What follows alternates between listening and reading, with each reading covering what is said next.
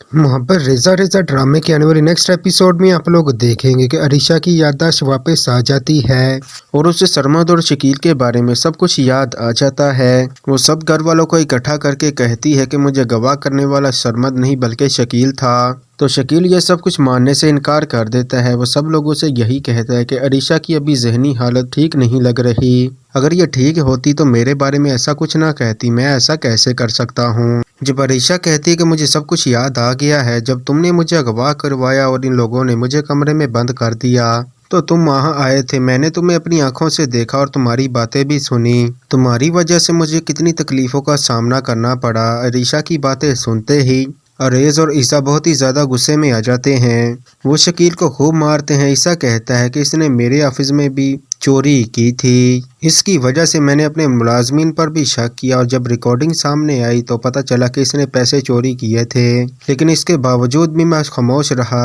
लेकिन यह बंदा इस हद को चला गया कि मेरी बहन को किडनैप करवा के मुझसे ही 5 करोड़ लेना चाहता है। तो ईसा पुलिस को कॉल कर देता है। ईसा की माँ ईसा से कहती है कि इसने ये सब कुछ भी नहीं किया बल्कि मेरे जेवर भी चोरी किए हैं। इस तरह पुलिस शकील को गिरफ्तार करके ले जाती है।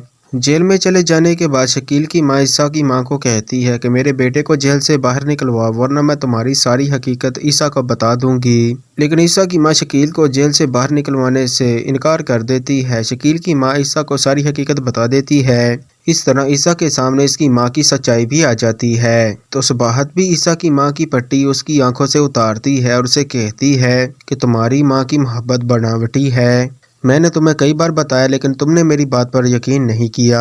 मैं पहले से ही सब कुछ जानती थी। तुम्हारी जायदाद और बिजनेस वो अपने नाम करवाना चाहती हैं और मुझे इस घर से निकलवाने के लिए उन्होंने बहुत सी साजिशें की। इस तरह माँ की हकीकत सामने आने पर ईसा अपनी माँ से सारे रिश्ते ख़त्म कर देता है।